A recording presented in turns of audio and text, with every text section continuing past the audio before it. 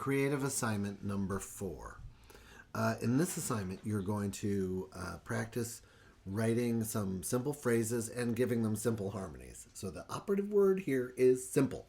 Okay, and I'm going to walk you through me doing it, and then I will look forward to hearing your compositions next week. Okay, so the first thing I'm going to do is I'm going to review my assignment number 2 work. Here's mine. I should say what you're going to do is you're going to review your assignment number 2, creative assignment number 2, and you're going to just look over them, which I did, and now I'm going to start with my number 1, which sounds a little something like this.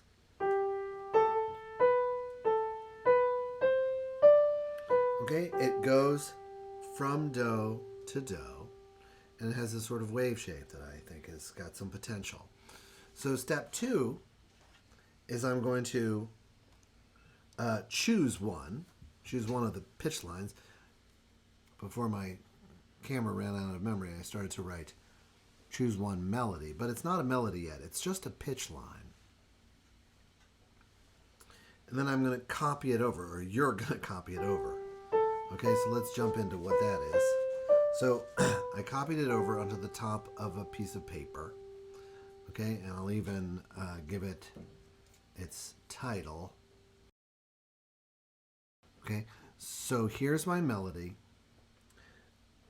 And it, as I said before, it goes like this.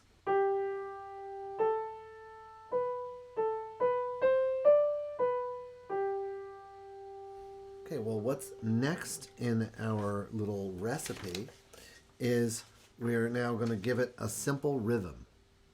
I'm going to give it a simple rhythm, and I'm going to write it out. So here's a simple rhythm.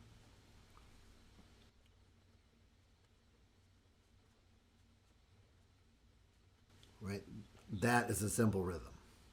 Da da da da da da da. Notice I left out these 2 notes because I want my music to ask for some more. I want whoever's listening to want to hear some more. And if I end on do, the music will probably feel like it's complete. Okay, so in this case, I am going to just do it like that. Do, do, do, do, do, do, do. So I gave it a simple rhythm. Now, what's next? I'm now going to give it a simple harmony. Okay, it's going to be left hands and close block chords. Left hand and close block chords. So here's where we apply our mastery of chord membership. And the only harmonies that we're going to use are the 1 chord, which is G, in the key of G. The 4 chord, which is a C chord, and a 5 chord, which is a D chord. Those are the only chords I need to use for this assignment. Okay. Whoops. Okay, there we go. This is a bass clef here. All right, so now I'm going to neatly, I might even bring out my straight edge. You don't have to do that. I don't mind a little messiness while you're in the sandbox, but that helps me a little bit. Okay, and now I'm going to think to myself, well, what chords does G belong to in the key of G? And the answer is it belongs to the G chord and the C chord and the E minor chord. But of these 3, it only belongs to the G chord and the C chord. So I'm going to say that's going to be a G chord. And I'm going to write the letter name in between the staves, and I'm going to write the Roman numeral down here. Okay, the A, and as I'm doing this, I'm playing this on the piano. Okay, the A belongs to the D chord only. Okay, which is the 5 chord. Again, the B out of these three, it only belongs to the G chord.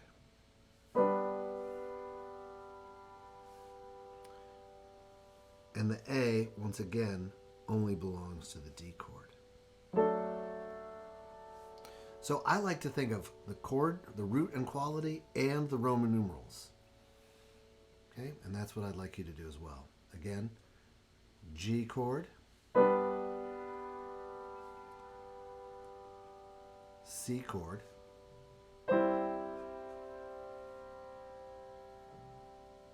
now this one, here's where we're going to take a step forward in your concept of how to create a melody that stands up. So we've gone sort of basically between this tonic harmony and other stuff. And now I could make it so that it sounds like this, where it ends on the one chord. But again, I want to invite the listener's ear to desire some more. So I'm going to end it on this. Okay. And now I'm going to fill in the chords. Since I'm in the key of G, I'm going to start right here. Okay, here's my G chord. I want to make something that's easy for me to play. So my D chord is going to be in inversion, like that. And it's going to come right back to the G chord. That makes it easy to play. And notice that it's in inversion. It's a 5/6 chord. I'm not writing 4-part chorale style. I'm just giving myself an outline of how these melody notes in the right hand could be simply harmonized by the left hand.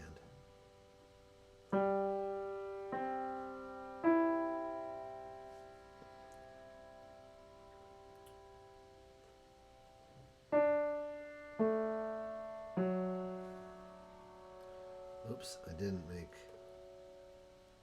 half notes. That's okay. Okay, so now I have a phrase that's very satisfying and conventional sounding. Again, using only 1, 4, and 5 notes.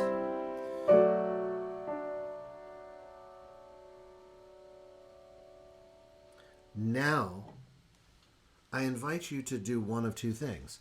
You can either do the same thing again with the same phrase, right, in a different way, rhythmatizing it in a different way. So maybe the first rhythm is like this, and then the second time I do it, I'm going to give it a different rhythm.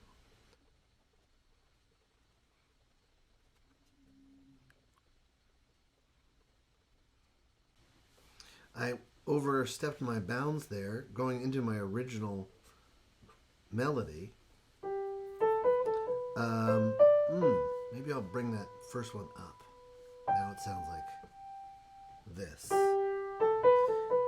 And so now this has implications for how the harmony part would go. I'm still going to start it here. 3/8. I'm just going to make that chord last the whole time.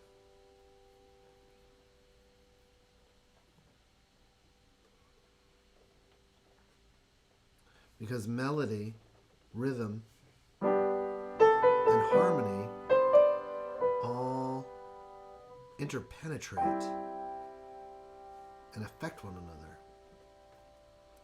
Okay? So as I created this melody, it wanted something different. Or you could do something to your original melody where it continues. For example, I'm just going to take this and do it upside down.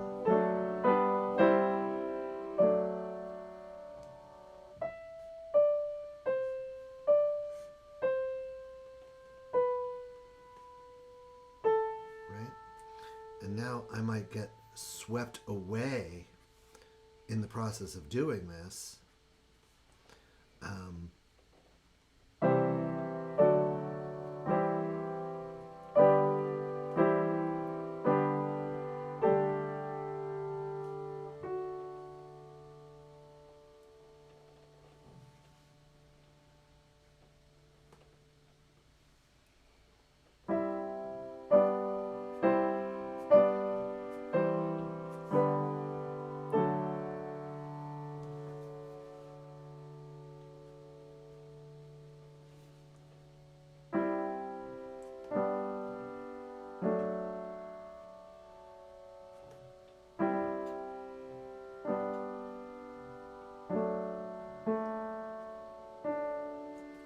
I might continue to do this. And now I've run out of room on my paper, but since I'm swept away, I don't really want to do anything. I don't want to get too caught up in doing an assignment.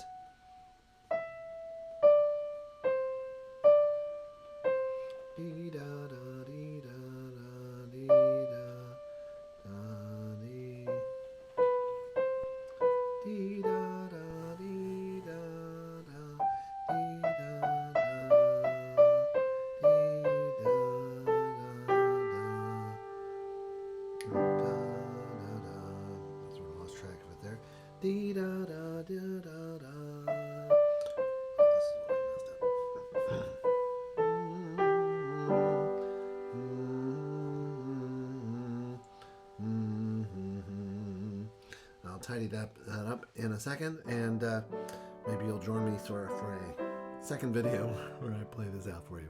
But the main thing is, review assignment number 2.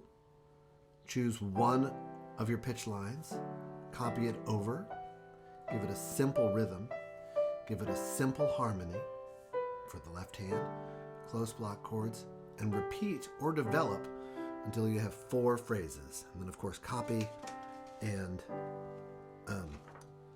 take a picture of it, upload it, and all